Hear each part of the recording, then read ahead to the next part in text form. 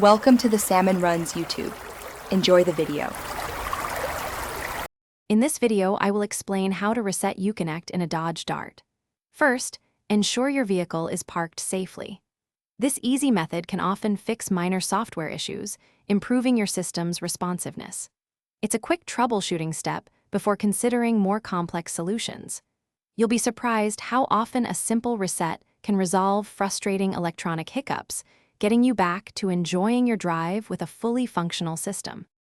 To begin the reset, turn your vehicle's ignition to the run position, but do not start the engine. Next, locate the volume and tune knobs on your Uconnect system.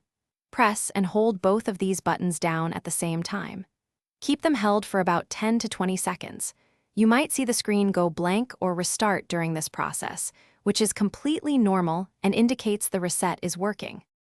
After releasing the buttons, the Uconnect screen will typically go black for a moment before restarting. Don't worry, this is part of the process.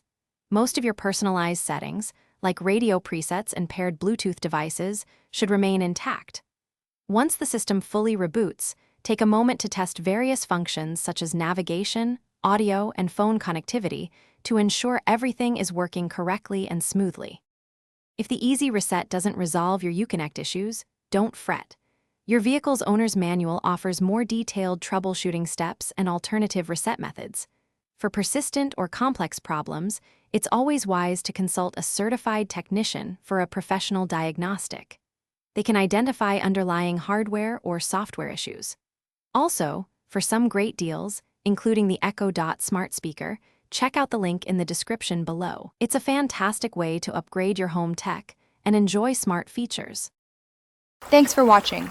Consider subscribing if we helped you.